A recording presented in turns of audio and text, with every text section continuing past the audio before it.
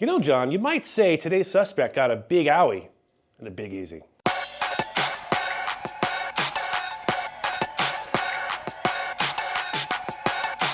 Hi everyone, welcome to today's badge cam lesson here at Active Self-Protection. It's kind of a doozy.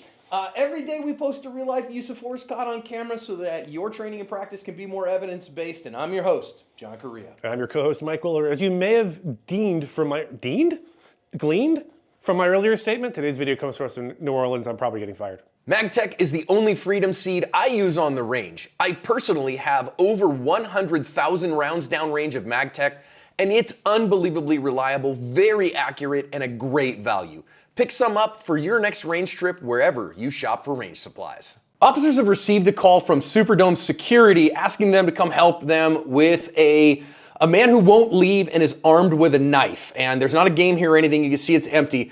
We do have badge cam audio from here. It's gonna go south in a hurry. Let's listen in. 821, hold there. Put the knife down. Put the knife down. Put the knife down. Shoot right through. Go ahead. We're not trying to do that. We just want to talk. What's going on? Put the knife down. Put the knife down. Put the knife down. Put the knife down. Put the knife down. Put the knife down. I want you to throw. 821, shots fired. Start EMS on the 3. Male shot to the arm.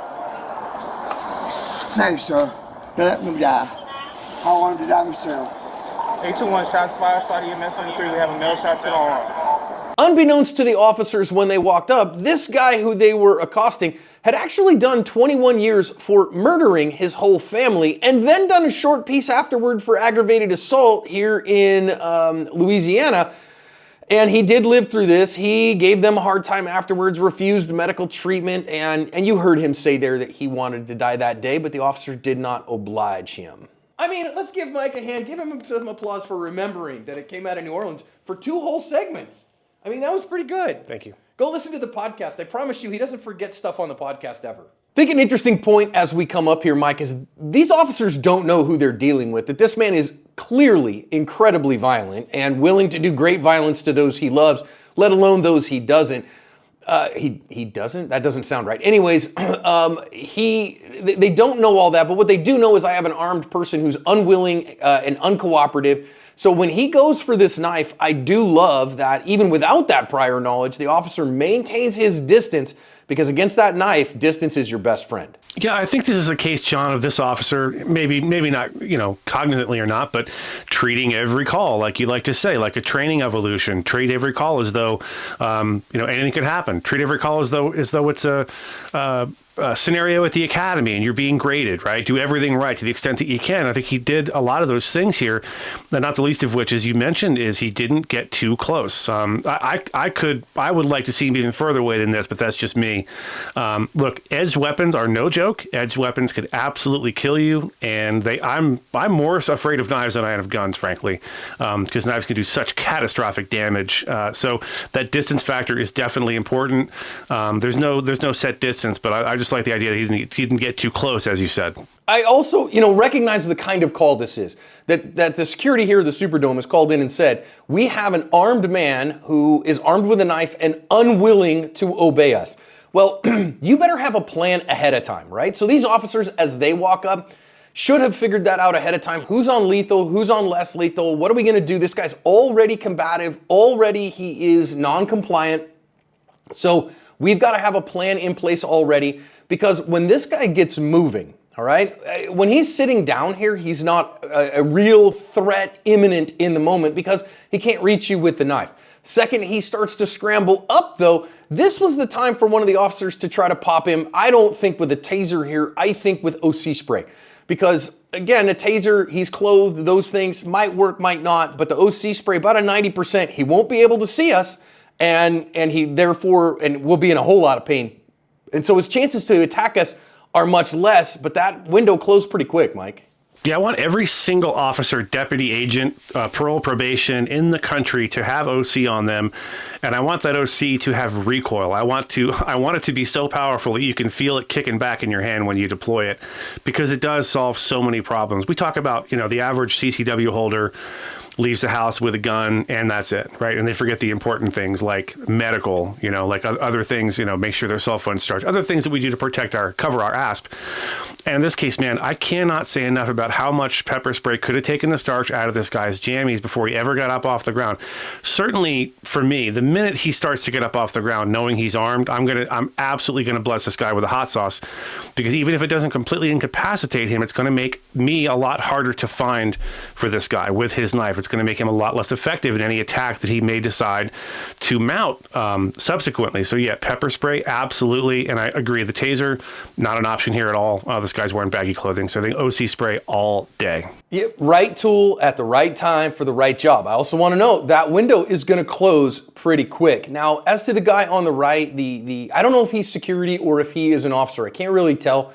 So I don't know how involved he is in the plan, but as this guy is going to pop up here, he pulls a Yoda here. Now, the guy's got a cane on him, but I want to recognize that as he's coming towards the officer, he doesn't need that cane necessarily for, his stability. He's got a knife in one hand, the cane in the other. So let's be sure here that some people are going to say, oh, this is a disabled old man, he couldn't reach him. No. He was able to reach the officers pretty quick here, and I also want to commend the officer for a really, really good low-ready position here, Mike. Yeah, concur. I would say here that this guy, he seemed, he's sitting on the ground. He didn't seem harmless, but I wasn't terribly afraid of him necessarily. He looked kind of meek and like he wasn't going to do much. And then all of a sudden, he pops up and becomes a combination of Yoda and Kung Fu Panda. And I don't know what movements he's using. I don't know what, if he knows any martial arts or not, but he certainly seems to be, as we said before we hit the record button, a bit spry for an older man. And I think, again, you said at the top, we now know this guy just got out of jail for aggravated assault. We know he did 20 plus years for murdering his entire family. The officers don't know that. But I will say this, if you find yourself in this position, officers, deputies, and this close, you need to be ready to do what you have to do, because as I like to say on these sorts of videos where someone's trying to get the police to kill them, he's going to do these little exploratory, jabs and like coming at you. He's going to push that until he gets close enough to you to do damage, and you can't allow that to happen.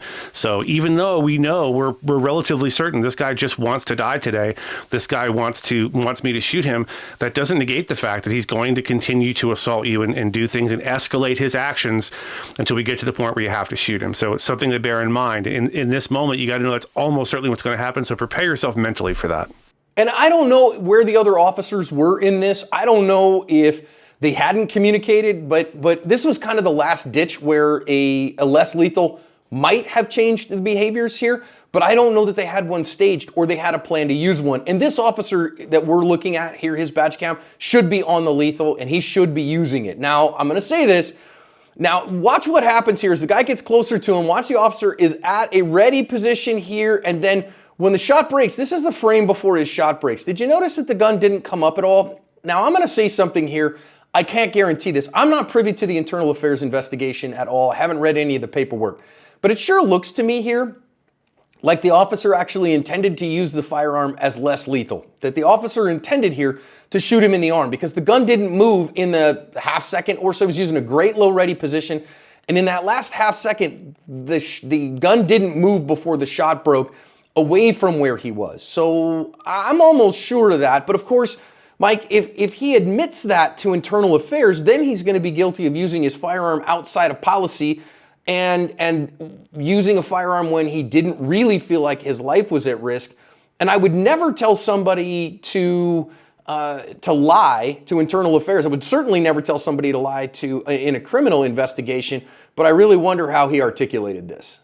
Yeah, I got to say it, John. We talked about this again before we started. There's a point at which you have to understand that the law and policy are there as guides to both give you the freedom and the liberty to know what it is you can do and to let you know the things that you can't do. And one of the things that you're not supposed to do, I don't know if it's universal, but everywhere I've ever worked, every cop I've ever met will tell you that if you are shooting someone with your firearm, it is because you are at immediate risk of life or great bodily injury, or some permutation of those words, right? So the law or policy might say, hey, you got to shoot this guy center mass because you obviously you believe you're in danger of grievous bodily harm or death. But I think it's worth discussing. I think it's worth having the conversation. Listen, if this officer's super confident in his marksmanship, and he at this point, he's not going to change tools, right? He's not going to put his gun away and pull something else out. If he feels like he has a chance of, without endangering other lives, disabling this guy's knife arm, getting him to drop the knife, I think it's something we should discuss. I'm not saying it's a good idea. I'm just saying it's something that should be on the table. And that if he did say, yeah, I knew I could get this shot, that's what I did, that should be something that shouldn't necessarily get him hemmed up with IA or with a criminal course. So there it is. I think, and I would certainly love administration and oversight to see that and go, okay, we recognize that is out of policy. However, it is a violation of policy that is within the realm of common sense. And so we're going to allow it. We don't have a problem with it. We don't want this to be a general rule and to even say that to everyone else. We don't want you to do this. We don't want this to be the way that we do things. And officers, hear me. I don't want you doing this. This guy needed to have incredible marksmanship, especially with his iron-sighted pistol here, because that's a moving target even at 5 yards is better shooting than you think it is. But we got to have some common sense too. And when we see policy as law, when we see policy as we could never possibly do that, well, then we lose opportunities to save life. And I think that he did a good job of that here, Mike. Yeah, for example, John, we've seen times when we tell officers, look, if you don't absolutely have to shoot out of your car, from inside your car, out of your car, don't do it. Only do it if it's absolutely necessary. But to have a policy that says you shall not, right, shoot from inside your vehicle would be silly, because there are times. We had a guy on, Tim Grammons, on the podcast from Skokie, Illinois PD, who had no choice. He absolutely had to shoot through his front glass. That was what was presented to him in the time. So I think what you said is really critical. Policy should be a guide. I call it a warm, fuzzy blanket in which we operate. It makes me feel warm and happy that I'm not going to get in trouble. But I think we should be thinking outside the box a little bit when it comes to this stuff, so that officers don't feel as though they can't try something different that has no externalities, not going to hurt anybody else, but might save someone's life. I say give it a shot. Yeah, and as somebody who that claims their alignment as chaotic good, I love the sound that policy breaks when I make it, or when I break it rather. I love the sound that policy makes when I break it. But we don't want to propagate that as a general rule for the way that we want officers doing things. However, I want to say it worked, right? So he gets a shot in this guy's arm, which makes him drop the knife. And as soon as the officer sees the knife get dropped, he closes the distance, grabs the knife, and gets rid of it. That's where the threat was. I think that was really excellent decision making here. So had the officer shot the guy, high center chest and put one right in the pumps and the pipes, 100% justified. No question in my mind. This guy needed to be shot. If the officer intended to put it on the arm as a last-ditch effort to try to get him to put the knife down, hey, took the gamble and it worked, and the gamble was with your life as he was charging you with the knife. And so you gambled with your life and it won. Made a good decision there, and as we say, Mike, success is a hell of a deodorant. Yeah, absolutely. Sorry, I haven't said 100% once this whole video, so 100% on that, John. I will add this. I really like to see anyone, especially in uniform and law enforcement, or even fire rescue, whatever, in the military, having a easily openable, accessible dump pouch on your belt is so important.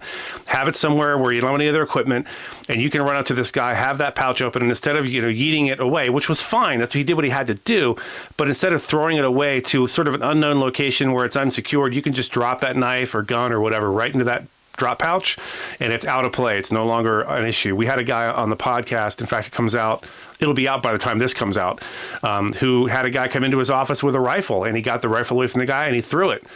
Guess what the guy did? He went and picked it up, and they still had a problem, right? So just something to consider. Dump pouches are a fantastic thing to have on your belt. I really love that, especially, when you're in uniform, you got a load-bearing vest, right? You probably got space for it to, or on your belt to put, and it shouldn't have much in it as a regular basis, so it should be very flexible. Now, okay, guy's bleeding pretty good. And what do we see here? We see the icky factor. Remember, when do we put a tourniquet on? When we see icky amount of blood, that's when we do that. And here we have an icky amount of blood. So we should not be thinking about anything other than, I need to get a tourniquet on this limb right now, high and tight. Yes, 2 inches above the injury is where it's at. However, if I'm in doubt, go high and tight, and hey buddy, this is about to hurt really bad and you're gonna hate me for a little while, but it's gonna save your life. Now I know, Mike, there's some discussion here as well, because do I need to put this guy in cuffs first? Do I need to get him searched and all these things, make sure he doesn't have other weapons? I think given the circumstance, tourniquet first, and then make sure everyone else is paying attention to his hands.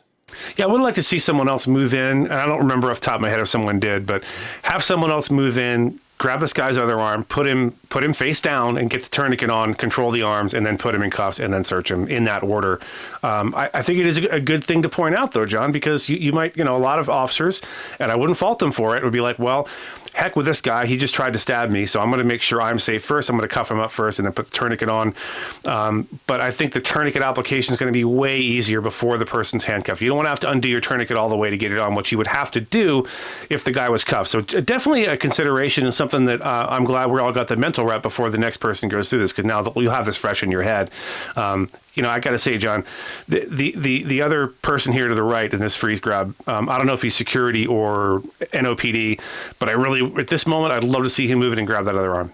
Yeah, I'd really love to see him do that too. I think that would be a really good thing. Also, just a reminder to officers, yes, you should know how to apply a tourniquet. You should practice it. If you're out of practice, practice putting a tourniquet on every 90 days. And your department should have some trainers. Usually the trainers are blue or orange.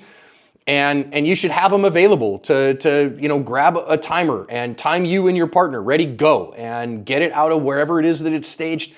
Put it on high and tight, and remember, it should be so tight before you work the windlass that it hurts already. And when you're done, when you get actual distal cessation of blood flow, it's pretty miserable, and it should be, Mike. Yeah, I just wanted to point something out. You said practice. 100%. You need to practice that. I think every 90 days or every quarter, just do it when you go to qual or whatever, so that you don't forget, like changing the batteries in your smoke detector every time the time changes. Make sure you're practicing on a buddy and on yourself. On yourself is so critical. Sometimes we forget that the tourniquet I carried on my vest, right? That was for me. Primarily, so that if, for God forbid, I get shot or I have an accident or whatever, I need it. It's there for me. Practicing on yourself is just as important, in my opinion, as practicing on someone else. John, I think these officers did a pretty darn good job. This officer, we don't know. We're not saying that he definitely intended to shoot the guy in the arm and was outside of policy. But if he was, I've never seen anything like it, except for that one insane sniper shot where he shot the gun out of the guy's hand. This is as close as I can get to that. At the end of the day, they did a good job. They saved this guy's life for some reason and covered their ass.